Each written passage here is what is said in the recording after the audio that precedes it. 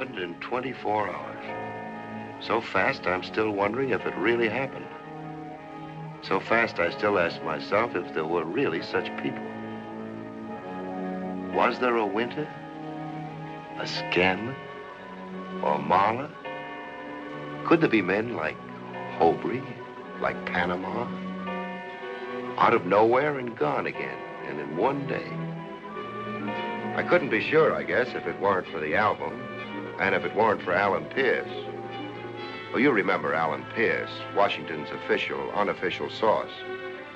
The man who could tell you what the president said when he didn't like his dinner dessert, or who was getting paid off for what, and by whom, and how much to the penny.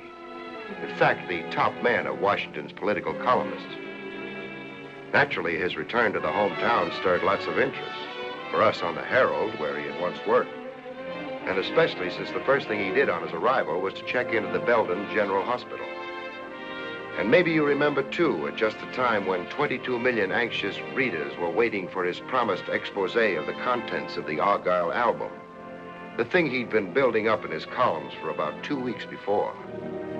The Teapot Dome was going to be a church club misunderstanding compared to this. Naturally, all the boys hung around the anteroom of his hospital suite during visiting hours, but nobody from the press cracked the door to the sick room for the first 3 days. It was on the 4th morning that Van Selben, the doctor, came smiling into the anteroom for his big announcement. We can definitely say, gentlemen, that the worst is over. And how about saying it? You don't want us to write our own stories, do you, Doc? Give us a break, Doc. Now, you know, gentlemen, if this were up to Mr. Pierce himself, he would have seen you all the first day of his illness. But as his medical advisor, naturally, I couldn't allow anything of the sort.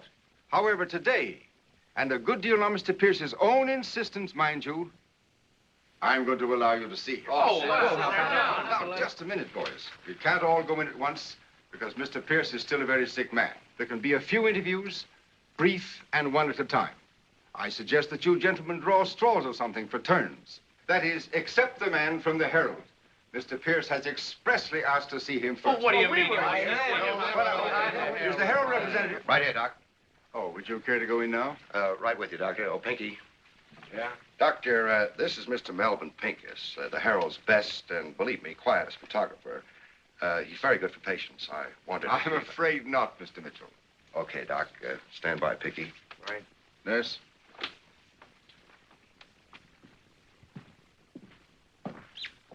Mr. Pierce, the press. You're Harry Mitchell, aren't you? That's right, Mr. Pierce. Don't be so formal, Harry. I'm a sick man. Okay, Al. That's it for today, Elizabeth. I'll call you. Doctor. Yes? Couldn't we do something about having this phone connected? Have you do a full day's work over it again? Oh, no. In a few days, I'll consider it. But I have to call Miss Court. I'll phone her for you. Where can I reach you, Miss Court?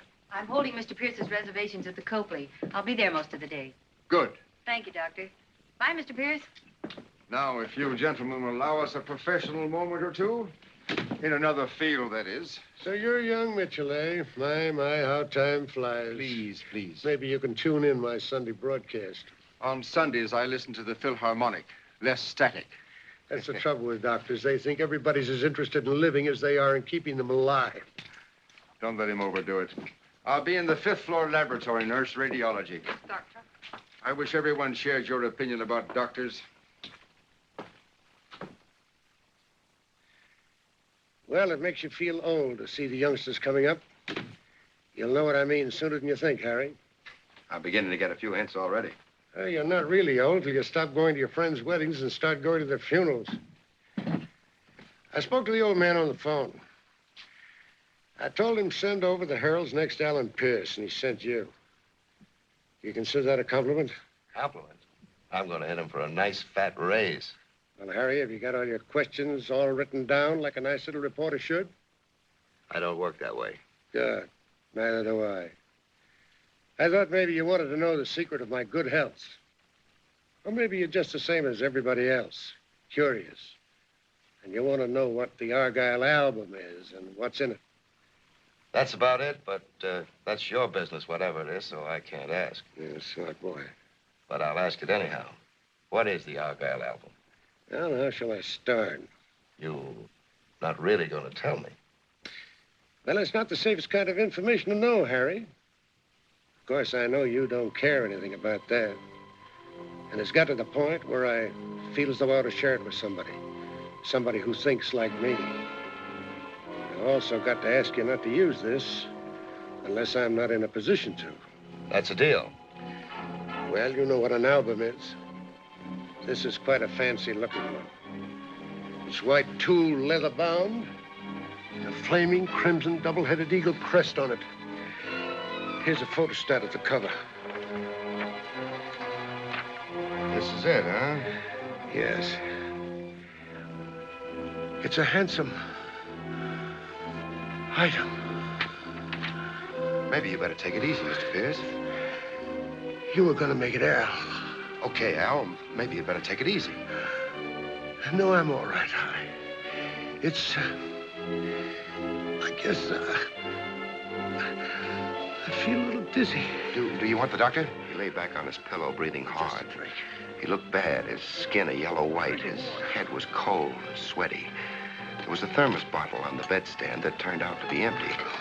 I grabbed the glass, ran into the bathroom, and filled it from the tap. I called. I'll be right there, Al, old boy. When there was no answer, I just about guessed what it was. I checked to be sure. There was no pulse. I stood there for a while, feeling awfully bad and thinking hard.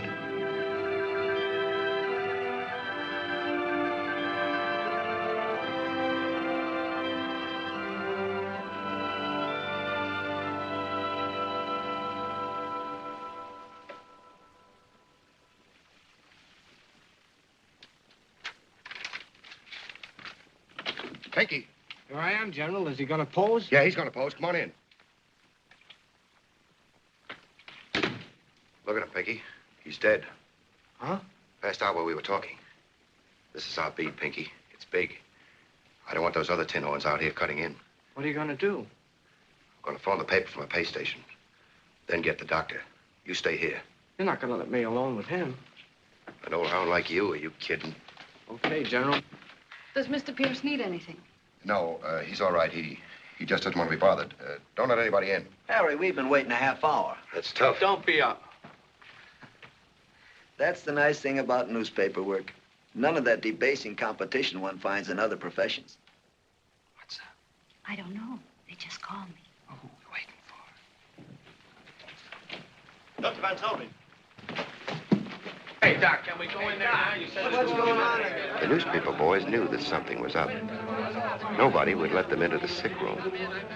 But the official hospital gang and I barged in. Dr. Van Selben went over to the bed and pulled back the covers. You could feel the shock go through the whole crowd. A long steel scalpel was sticking right in the middle of Alan Pierce's chest.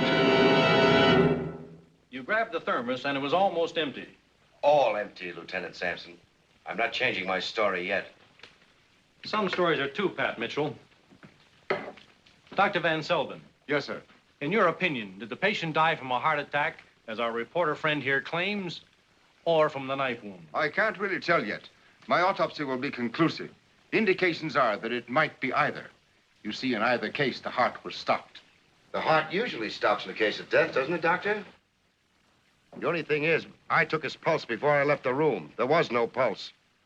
That scalpel might just as well have been stuck in a loaf of bread for all the damage it done. Look, Mitchell, you're in too tough a spot to get fresh. Nurse, you say you were outside the door all the time? Yes, sir, and nobody came out except this reporter. The photographer went in, but never came out. What photographer? My boy, Pinky. I left him here when I went to the phone. Well, where is he now? He was here when I left. That's all I know. He never came out. Well, then he must be in here somewhere. Take a look in the bathroom, Haggerty. Michelson, check the windows. Looks bad for your friend, Mitchell. Pinky once heard a fly, Lieutenant. His conscience has bothered him ever since. Nobody here, Chief. Nothing's too low for a newspaper photographer. Why did you leave a dead man unreported? And why did you leave the photographer here without telling the nurse? Who'd you expect me to leave? Somebody from the Express? Are the windows locked? Yes, sir. Locked room case, Sampson. Should bring out your Scotland Yard background. Listen, Mitchell, this is my last warning.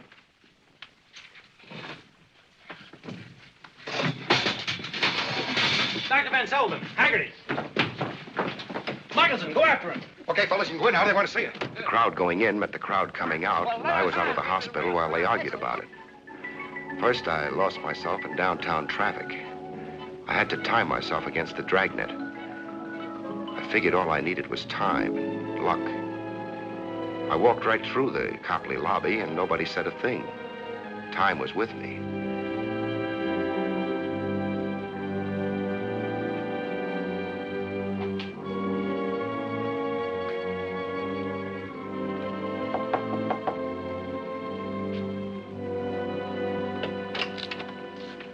Yes?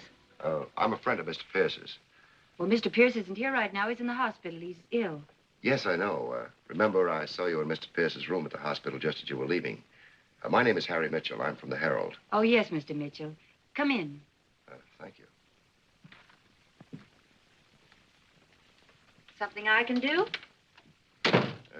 Yeah. What is it, Mr. Mitchell? How about letting me rifle your boss's desk, his files, his possessions? I'll put them back real neat. There's something I want to find. Are you crazy? Oh, I was afraid you were going to say that. What are you going to do? I'm sorry. Don't. I really am.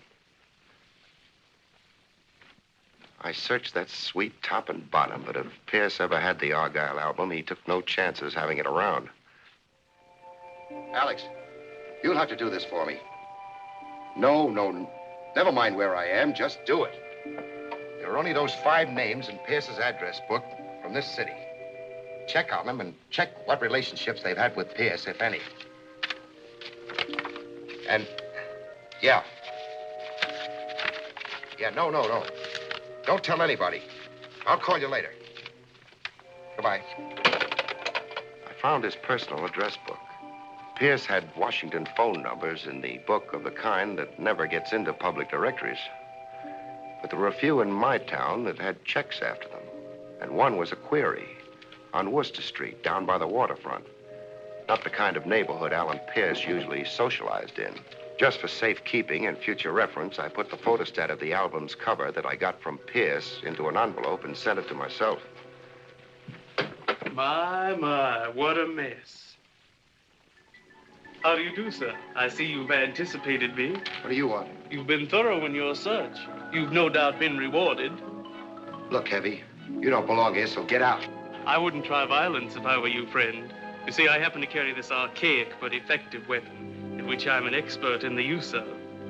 I also carry this .38 caliber weapon, but I have a sentimental fondness for the less mechanical devices of death. Would you kindly remove your coat, friend? I tell you, friend, I used to be a great fan of the Musketeers, so I used to practice this sort of thing. All right, friend. Take off your coat. Take it off. Don't!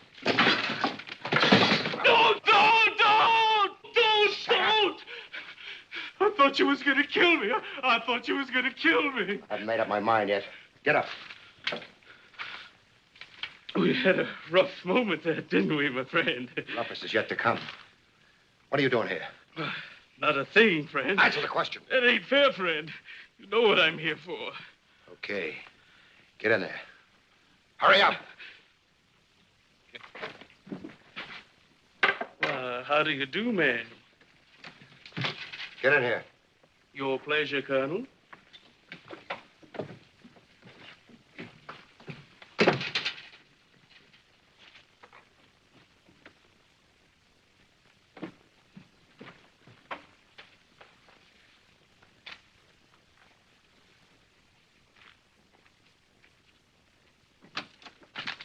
I'm sorry.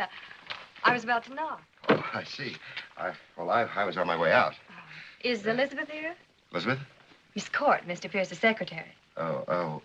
Miss Court. Yes, she's in the other room. Thank you. Goodbye. Bye.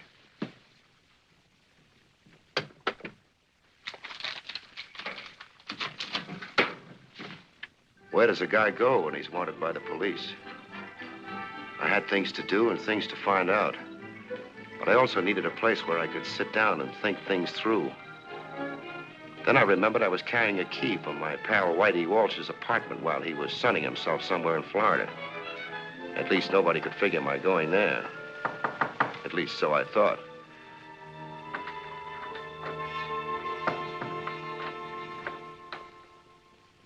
Hello there.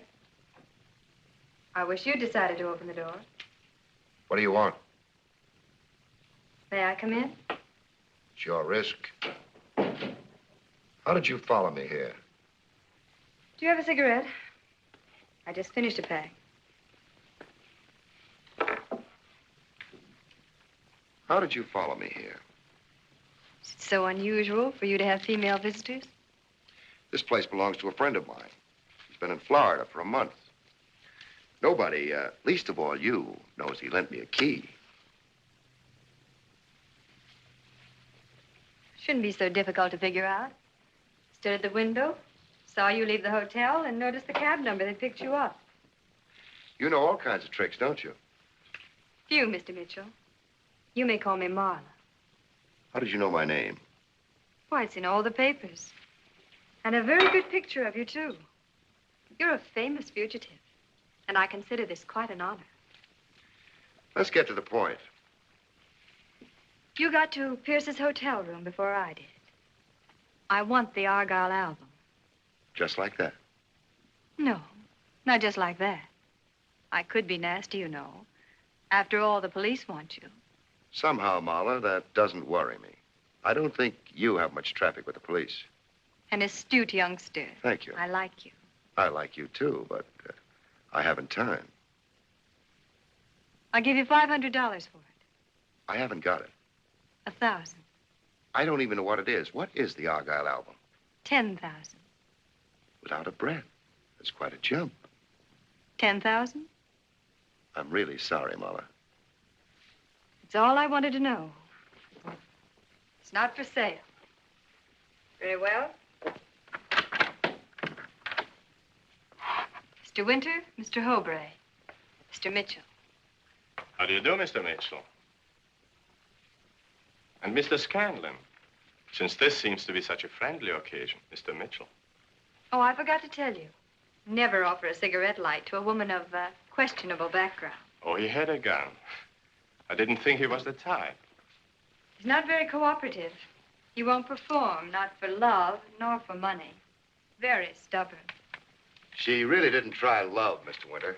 From what I know about Marla, that's hard to believe. Eh, Marla? So you're stubborn, Mr. Mitchell. A stubborn murderer. Just for the record, the last thing I killed was a pint of bourbon at my best friend's wake. And before you ask it again, I'll repeat the question. Just what is the Argyle album supposed to be? You are a very gifted actor. Never mind, skip it. Isn't $10,000 enough? It's the most we can offer and still make a profit. Let's not waste time. Very well. Gil.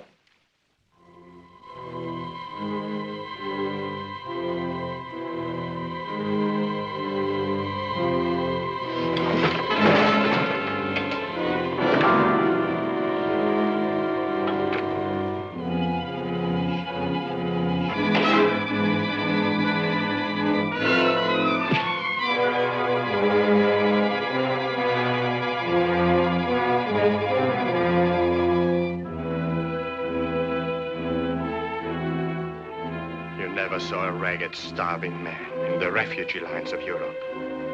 A Rembrandt wrapped around his filthy body, knowing that if ever he made his way out, that piece of canvas and paint was his future and security. That's what the Argyle album is to me. I protected it with my body from mud and water. I waited till the end of a war with it. It was hope, when hope was gone. It was light, when there was nothing but darkness. It is mine, and I'm going to have it. It is mine. Do you hear me? It is mine. It is mine. It is mine.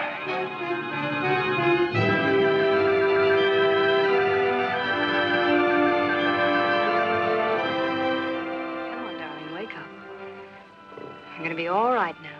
Just take it easy. Come on. Marla. Marla. Where's the album, darling? Where's the album? I don't know. I swear I don't know. You don't want me to call him again, do you? No, please, no. No. They're in the kitchen. I'm supposed to help wake you up and then call him. Oh, don't. If you haven't got it, you know where it is. I don't. I swear I don't. I don't even know what it is. Oh. Oh.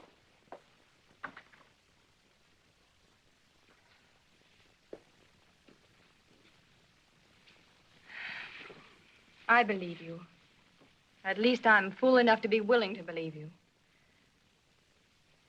You know, some men weren't so sure that we'd win this late and little lamented war. So they made deals. Deals with men who should have been their enemies. Big money deals. So that they'd come out all right no matter which side won. The records of those deals were buried deep. What happened? A bomb made a direct hit. A bank vault opened like a spoiled tin can and spilled its rotten secrets. Then came the scavengers, the looters, who always followed air raids. And with them, Winter, who found among the debris the documents of betrayal.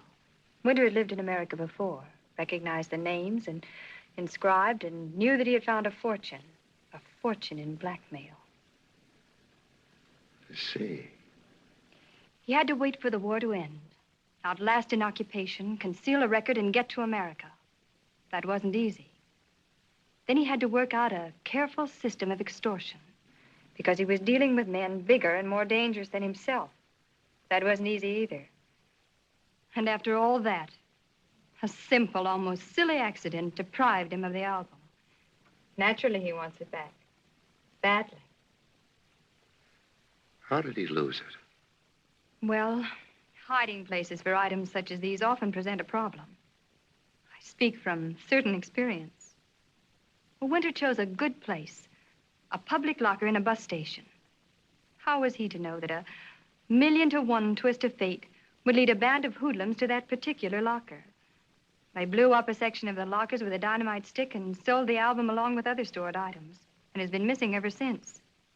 Until Alan Pierce started hinting about an international scandal in his column. So since you were the first one to get to Pierce's suite after he died, naturally, Winter had reason to suspect you might have the album. Big men whose names are involved want it too. Lots of people want it badly, as I said before, including me. You? What for? Resale value. I see.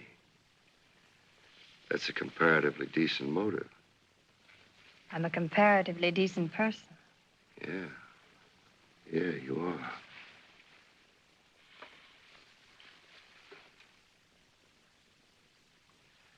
You know, I could press my thumbs and you couldn't even yell. You don't think I'd have given you a chance like this if I really cared? I'm not kidding. That's what I'll tell them.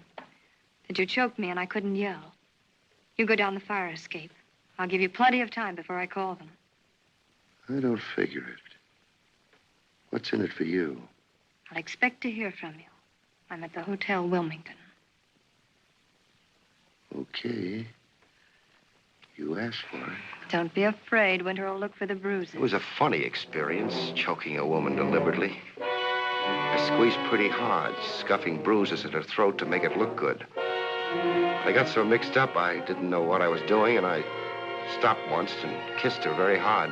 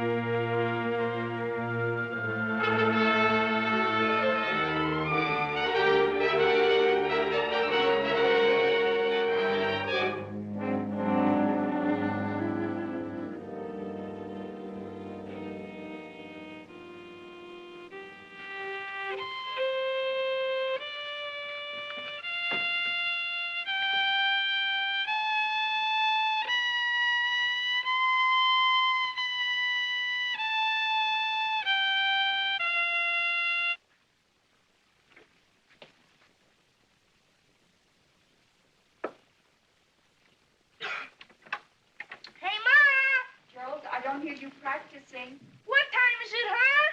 You still got 15 minutes. Aw. Hello, Gerald. Remember me? I don't know you. Hey, Ma! Hey, Ma! Of course you do. Remember? I used to live. Gerald, I'm warning you. Harry Mitchell. I used to live upstairs, apartment 6E. Mr. Walsh lives there now. Oh, Mr. Mitchell, you shouldn't do such things. Such a shock. I'm awfully sorry. Do we know him? Sure, Gerald. Remember Mr. Mitchell worked on the Herald, and he got Beverly's wedding picture in the newspaper. Are you still working for the newspaper, Mr. Mitchell? Yeah.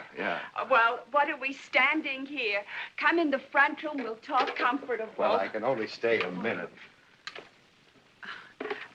Won't you sit down, Mr. Mitchell? Oh, thanks.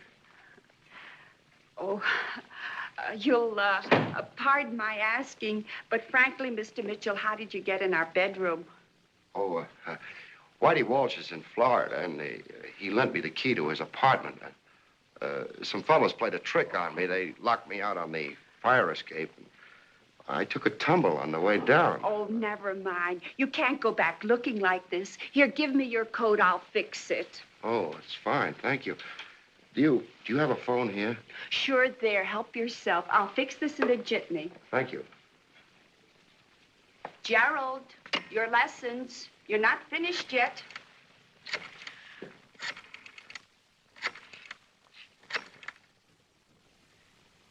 Hello, Alex. Harry. Never mind about that. What did you get? Yeah. Joe McBride. Marine salvage. Yeah, that is peculiar. What's the address? I'll remember it.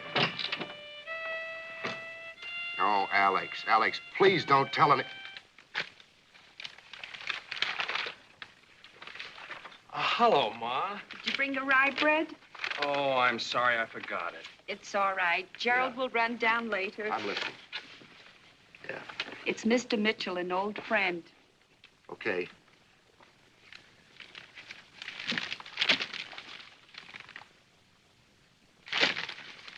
Yeah, in a half hour. Okay. So long. I'll have your coat in a minute. Melvin, this is Mr. Mitchell. How are you? Hello. Maybe you could put his picture in your paper. He was just promoted to the homicide department. Uh-huh. Homicide, huh? Yeah. What happened to you? Oh, he ought to see the other guy. You know Lieutenant Sampson? Sure. He's my new boss. I'll be out of uniform in a week. Oh, I'm on the Herald. Oh, yeah. Well, I don't get much chance to read the papers. They keep me out in the pistol range all day. Hey, Mel! PS-42 big today. Let me jump a set. Gerald, you got 5 minutes practice yet? Oh, Ma. Go ahead, kid. Do what your mama tells you. Well, it ain't perfect, but at least you can get to the street in it.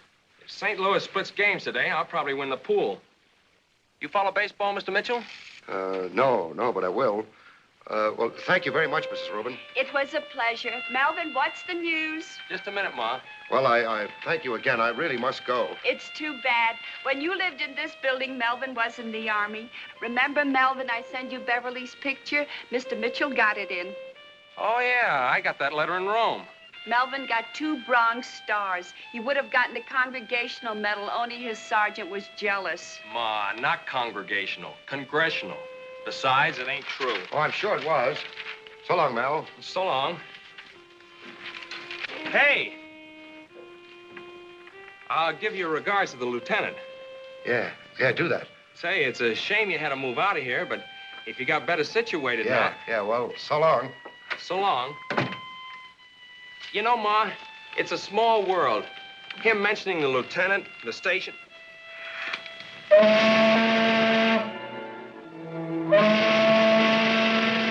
Well, here it was. The waterfront. The Worcester Street neighborhood. I had the name, Joe McBride, and the Worcester Street address. Sane and respectable people stayed away from places like this. What was I doing here? Why didn't I give up like a good little boy and let nature take its course? Well, at the time, I had what seemed like a few good reasons for going on. One was for Pierce, a man I respected. One was for Pinky, a man I liked. And one was for myself, to finish what I had started. To prove a point to a cop named Sampson, a man named Winter, and a woman named Marla. Joe McBride, Marine Salvage. It was 7 o'clock and a light was on, and the place looked empty. I took a deep breath. Time was running out.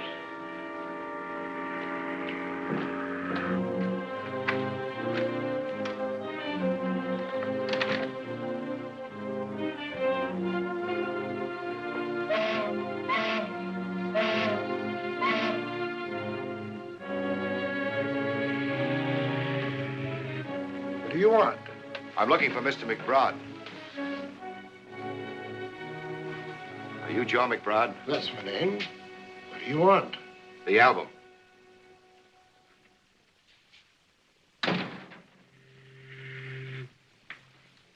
I know you. You're that Mitchell guy the cops are after. Don't believe everything you read in the papers. Who do you work for? So you do have the album. Don't force me to use this, Mitchell. I've got you sized up, McBride. You're the neighborhood fence. This salvage business is just a cover-up for selling hot stuff. I'm in lots better terms with the cops than you are, and I'm phoning for them right now. Get over there. That's how you got the album, wasn't it? In a load of stuff some kids brought you. I'll bet you were selling it to Pierce for plenty. Selling's no crime. Except that you double-crossed him and never sent him more than 1 or 2 pages of photostats just to tease him. You figured you were as good at blackmail as the next guy. There's nothing to stop me from killing you right now. Oh, I guess not. Sure not. You're a fugitive, aren't you? An escaped killer. Won't the cops want to know why I was here? And they'll thank me for this. You're too smart. It's just tough you're such a smart guy. Mr. Smart Guy.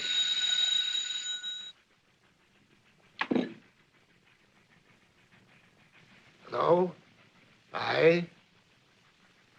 Oh, I'll see them later. Give my love to Sandy.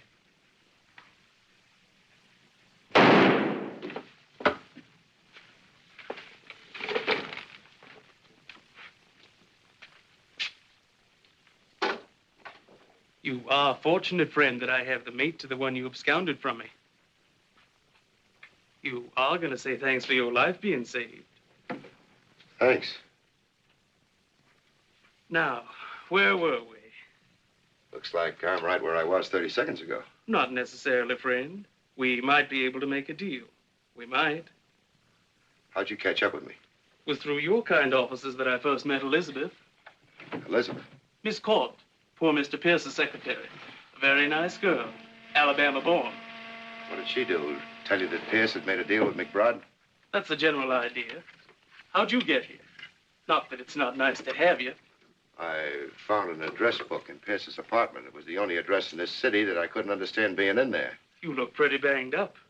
I had a meeting with a Mr. Winters and his 2 assistants, Aubrey and Scanlon. Good. That sort of evens us for that poke you gave me. You see, Mitchell, crime doesn't pay. There was a girl, Marla, not as cooperative as Miss Court was with you. Ah, yes, I know that trio. And I hope they didn't get that book before I do, because I have an idea this stiff.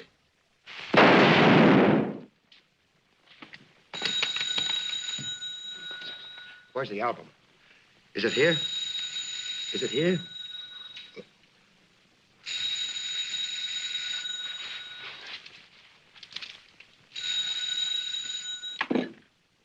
Hello?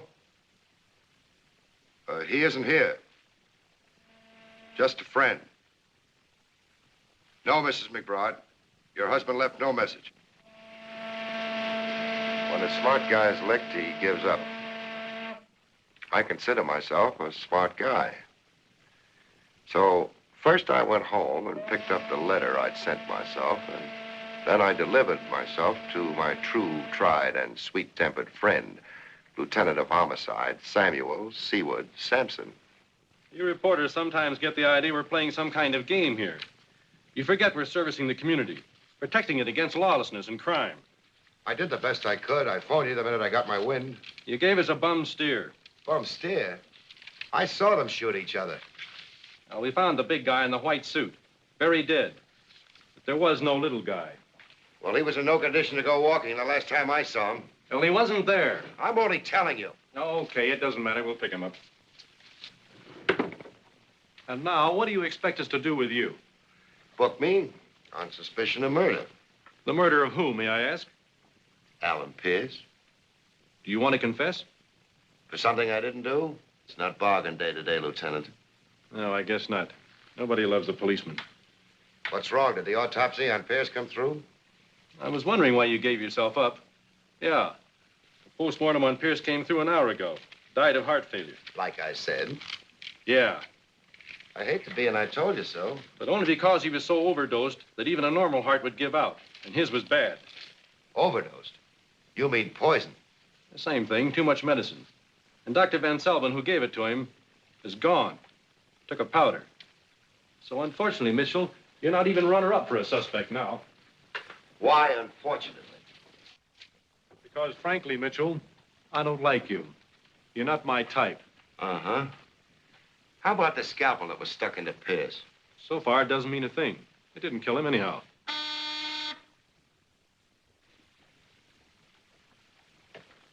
Sampson. Yeah? Okay. That guy McBride is still missing. He's not at home and no hospital has reported him in.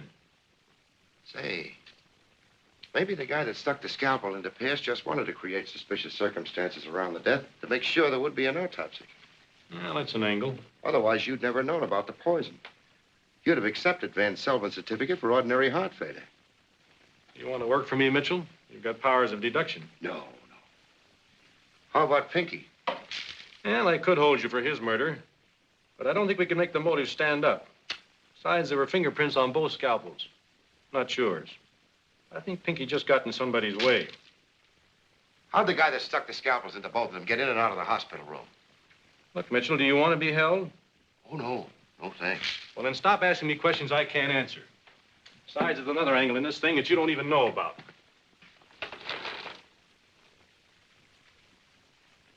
Say, do you know anything about the Argyle album? Never heard of it. You mean that collection of secret documents that Pierce was mentioning in his column? No, what about it? Nothing. Just an angle. Well, can I go now, please? Huh? Oh, go. Yes, but not too far. I may still have to pin that pinky rap on you. Otherwise, I'm a free man. As free as your conscience, Mitchell. Oh, and Mitchell, you'll have to attend several inquests tomorrow. I want you to remember that I could have you tied down to stakes as a material witness.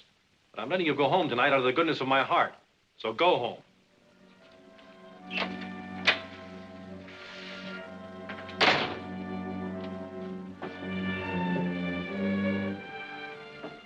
It took me almost an hour to shake Sampson's shadows.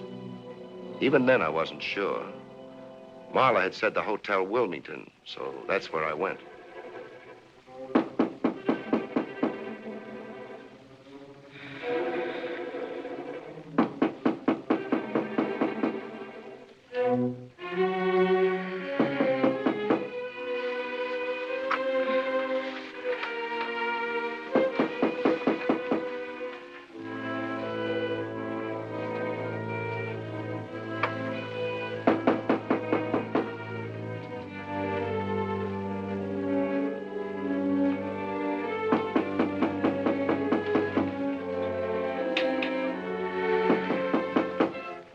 Marla, let me in.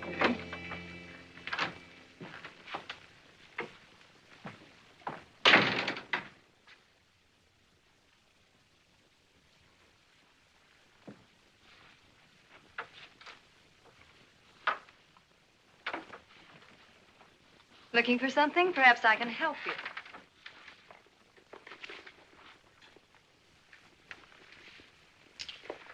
Hello, Marla. That's what comes from a girl giving her address to strangers.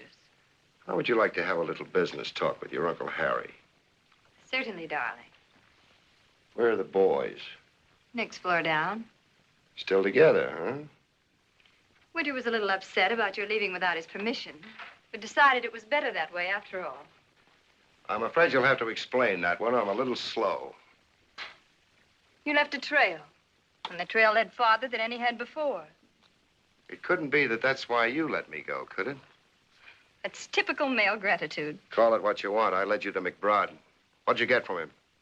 Me? You and your whole gang. What did you get from McBride?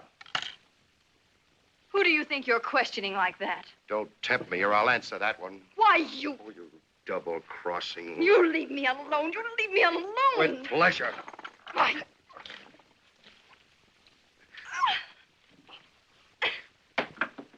Now, was McBride alive when Winter got to him? I don't know. Was he alive? Yes, he was. What'd he tell him? Nothing. Did Winter get the album? Did Winter get it? No. How do you know? He wouldn't still be here if he had. Harry, please. What happened to McBride? He died while Winter questioned him. We had to take him from the office because we were afraid the police would arrive. I don't like talking about it.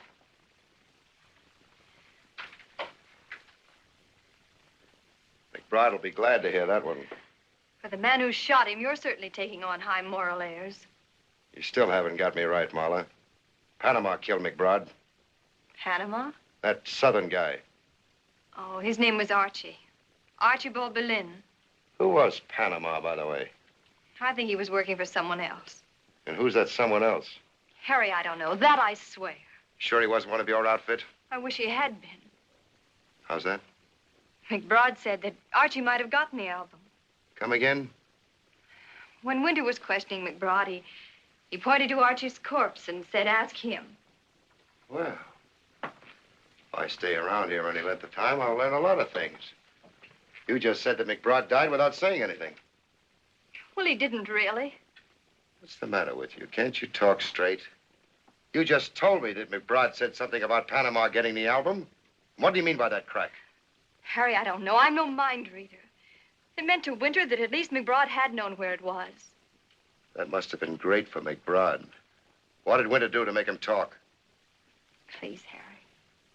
Huh. This is swell. You participate in something and then can't bear the memory of it. You're so sure. I'm not sure of anything. Least of all, anything that you tell me. You think I'm utterly rotten, don't you? I don't know. I am, Harry. I don't know why, but I am. It's just part of your standard routine.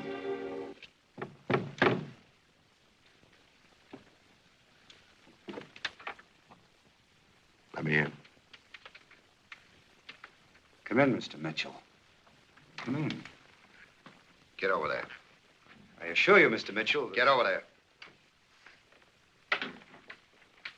Turn around. My dear fellow... Turn around and put your hands in the back of your head.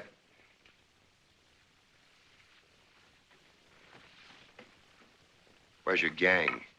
By gang, I presume you mean... Where are they? I don't know. I haven't the least idea. You're a liar. I haven't seen them for the last 3 hours. You're a liar. I do not know where my so-called gang is. Were you with them when they picked up McBride? No. Scanlon, I'm going... Yes, I was with them. What'd they take him away for? We've made no secret of the fact that we desire possession of the Argyle album. We thought a man left dying by you might be the source of some pertinent information. Was he? Unfortunately, no. That isn't what Marla told me. What did she tell you? She said something about McBride, saying that Panama was the only one who might have gotten the album. Panama? Yeah. Archibald Boleyn, that Southerner. Oh, now that you mention it, McBride did say something to that effect. Unfortunately, he died just at that point. Oh, no, he didn't. Otherwise, you would have left him there. Your bunch couldn't take any chances on hanging around any longer, so Winter and Hobry took McBride with them and sent you and Mahler up here. Well, then, in any event, you can't expect me to tell you what happened to McBride. No, but you might tell me what he meant by that crack about Panama. Maybe you can tell me. I'll answer it.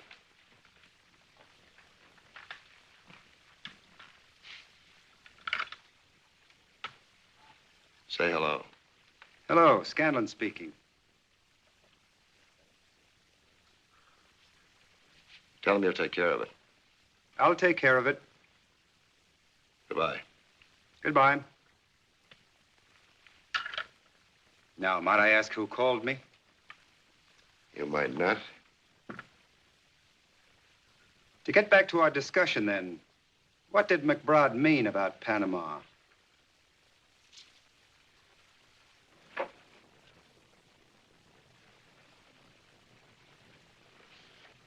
Mitchell, what is it? You know where the album is. Tell me, Mitchell, tell me. Why should I tell you? It's like the coach of Notre Dame giving his signals to the coach of Michigan. Let me put it this way. I'm prepared to pay for services rendered. Pay well. Who are you kidding? You're only second man on this team. Wait, Mitchell. Let's discuss this. That reminds me. I hate being pushed around without being able to push back. Don't.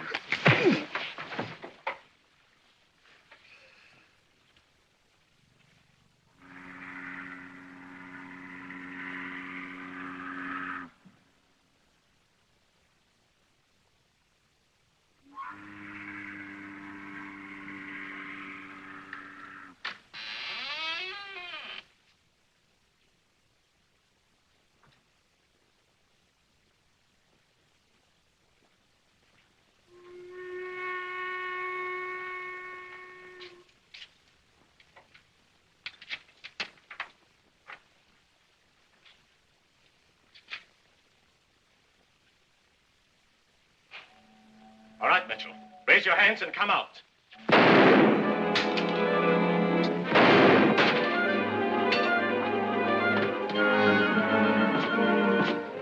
I hope, Mr. Mitchell, you do not consider your temporary safety for anything but that. If you come out, Mitchell, I might give you some consideration for being cooperative. Very well, then. I noticed that Mr. McBride has among the tools of his trade some crowbars and metal saws and even an acetylene torch. I'm certain that some of them will be very effective against this lock. But I prefer you saving me the trouble. The last thing I want to save you, Winter, is trouble. Please, don't limit my alternatives, Mitchell. Because I hold to the stubborn notion that you can lead me to the album. Now, if you still wish to cooperate... That's a great offer. From a guy who just tried to use me for a clay pigeon. If you think I shot to kill, you underestimate me. Now, why don't you be reasonable? The sooner you come out and answer a few questions, the sooner you will get medical attention. From a doctor like Van Selbin? What's your point? The police say he killed Pierce. Did he? You wish to change the subject. I presume that means you will only come out the hard way. Yes. The good doctor was offered a fantastic amount of money if he would see to it that Pierce stopped printing his columns. Pierce had a known heart condition, and his own physician, of course, could have written a death certificate for heart failure. Unfortunately, there was an autopsy. As a matter of fact, you wanted to force that autopsy. That's why you stuck the scalpel into the corpse. It's rather very clever of you, Mr. Mitchell. Maybe you can tell me how I did it, assuming I did it. Let's say I can't tell you how, but I can tell you why. To compromise the doctor.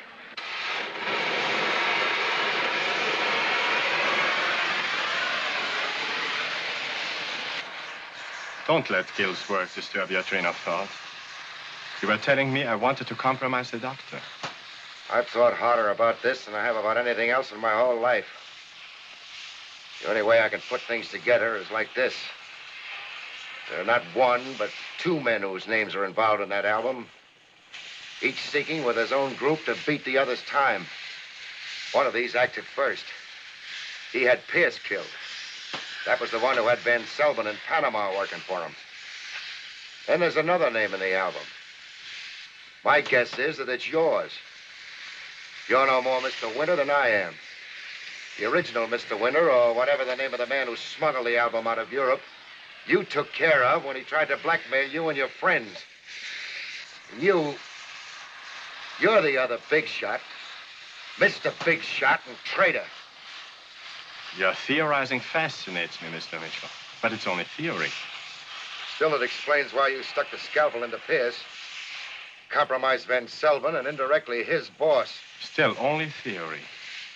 But isn't this indulgence in violence a rather strange occupation for a man of my so-called high position? Not at all. Man doesn't become an international power by going to Sunday school on weekdays. Even being a traitor wasn't hard for you. Anyhow, you decided to do your dirty work yourself. But you needed help. So posing as a blackmailer, you hired professionals like Marler and Gill here to work with you. The young man would have you believe that I deceived you as to my identity. I wouldn't be a bit surprised if Marler were undeceived. You wouldn't. She's already started working on her own. She let me escape from you the first time. You see, Gil, Mr. Mitchell cleverly attempts to sow dissension in our ranks.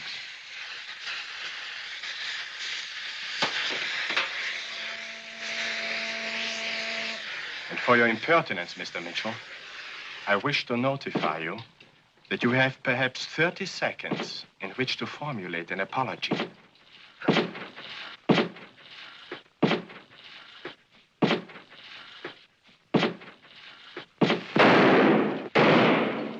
Okay, Winter, now come on in and get me.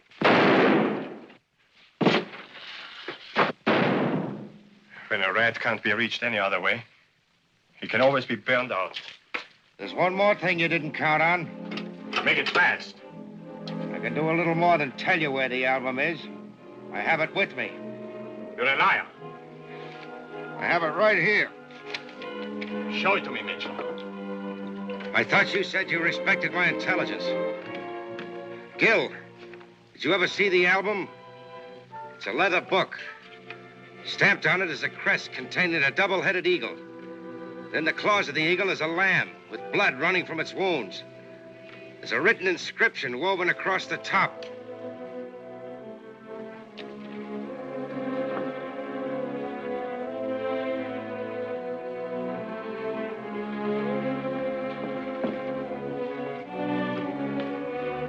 Come out, Mitchell, or burn. Burn me, Winter, and you burn the album. That's up to you. Gil, stop him. The album. Let go. Let him talk. Let go of my arm, you fool. He hasn't got the album. Let him talk. Thanks, Gil. Talk, Mitchell. You see, Winter, or whatever your name is, Gil and Mahler have been playing along with you, figuring that you were their kind. But get this, Gil. I overheard Winter on the phone telling his stooge Scanlon to get rid of Mahler. You've been assuming you'd get your share because you figured you'd be around when it came in. But now Winter's getting the album. The album which can't hurt anybody but him. Gil's been doing some fast thinking the last few minutes. He's been wondering what's to prevent you from walking out of here and disappearing forever. Where's the payoff? Who's going to protect his interests? You see, he figured you for an honest crook, not a big-timer. You aren't listening to him, Gil, are you? I told you he's trying to split us up. He's playing for time, trying to save his miserable skin. Look at him close, Gil. That's the man that went through so much to get the album. Now he'd just as soon have it burned or destroyed as have it. That's right. You wanted to burn it, Mr. Big Shot. Wait, Gil. I'm going to pay you. I'm going to pay you more than you ever dreamed.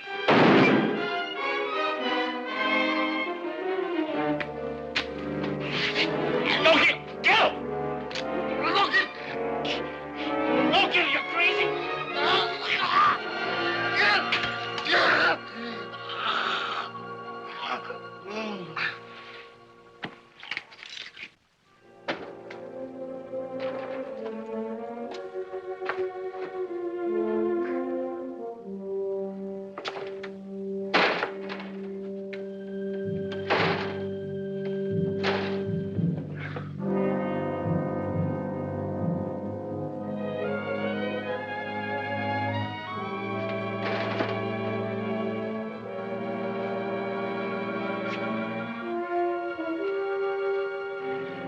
That was it.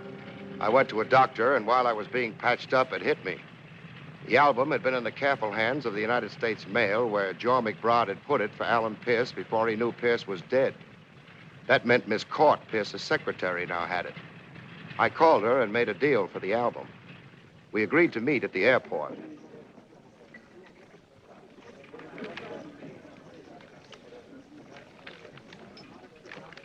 I met Miss Court and gave her $500, and she gave me $1 million worth of story.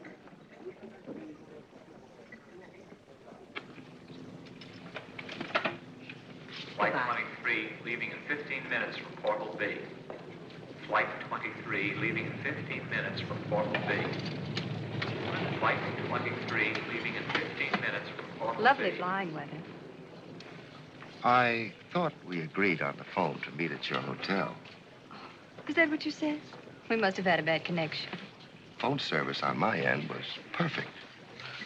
Then, too, Harry, you're such an upright boy, with such an overdeveloped sense of righteousness. You might have done something silly, like having the police waiting there for me. So, you decided to meet me at your own convenience. I'd be frightfully hurt if you didn't think lunch would be less boring with me here. Oh, I'm sure it will be. Immeasurably less boring. Is this it? Mm-hmm. Oh, well, to the victor belongs something. How did you know where it was? Well, you were the one who gave me the so-called clue, sweet. No, don't tell me that. I'd feel terrible. As a matter of fact, you are the one who first told me that McBride had said something about Panama having the best chance of getting it. I guess while we thought McBride was lying there dead, he overheard Panama tell me about his friendly relations with Pierce's secretary. What happened there anyway? I mean, between Archie and Miss Court. I guess it was love. That funny thing.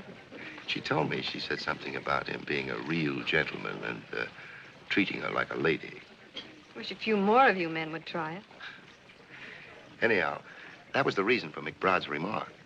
Because even before Pierce's death was announced, he'd mailed a photostatic copy of the album to Pierce's suite. I should have known there was a copy because I had the cover. It arrived after we left the hotel.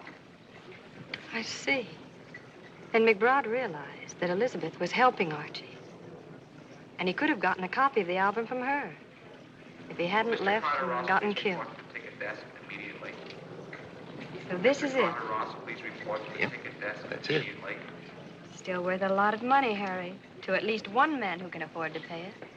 Is it? Now that you have it, what are you going to do with it?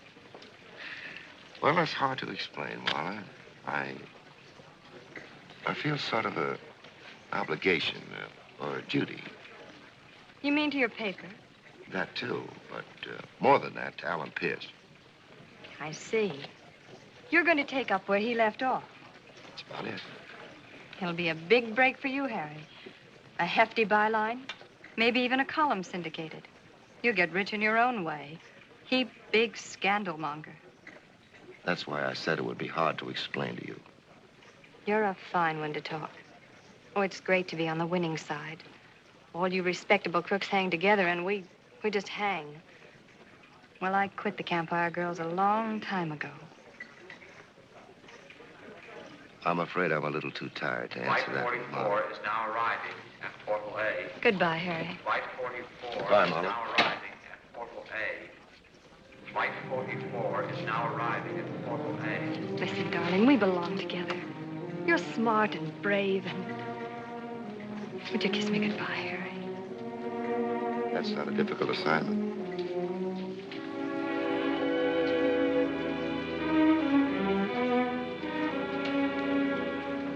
Look down, dearest. I'm going to take that album, Harry. That's the nice thing about you, Marla. You leave such lovely memories. I can't help it, darling. I was willing to share it with you, share everything. But this is your choice. Goodbye, Harry. Boy. Yes, sir? You see that man over by the cashier, the one in the gray fedora hat? Last call. Yes, sir, I see him. Give him that briefcase that's on the table. Tell him it's from Harry Mitchell, and I'll see him in a moment. Yes, sir.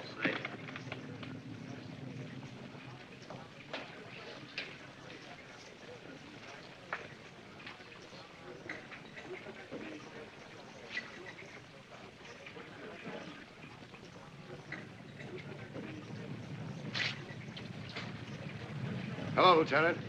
Where were you? I was held up. You gave us a bad steer on the phone again, Mitchell. We covered every entrance. That girl didn't come in or out of the hotel. You're costing the taxpayers money. Can I have my briefcase, please? Just a second. Answer what I said. What about that Scanlon lead I gave you? Now, you didn't wait for us either. Have you got anything for me here? Oh, no. This was a false lead. I thought so. Oh, Sampson. Lieutenant, did Scanlon get away? No, he jumped out of the hotel window. Messy. Say, have you got any idea how Winters got out of that hospital room without being recognized? Well, sort of. I figured he dressed as a hospital attendant to get in there earlier. Then when those nurses and attendants rushed into the room and around Pierce's bedside, he merely came from behind the curtain and mingled with the crowd. I'd say he sort of dressed for the occasion. You got a good deductive mind, Mitchell. But there's something else. Oh, yeah? Some federal men dropped in my office this morning. They're very interested in that Argyle album business. Oh, yeah? What I mean is it would be quite a feather in the department's cap if... Yeah, I understand, Lieutenant. Then you do know something about it? About what? This album business. Oh, Lieutenant, not a thing. Do you mind? Oh, no. But there must be an angle somewhere there, Mitchell. There's got to be. Well, there probably is. Well, I've got to get back to the office. Goodbye, Lieutenant. Hey, wait, Mitchell. Yeah? Oh, well. Never mind. What could he know about it?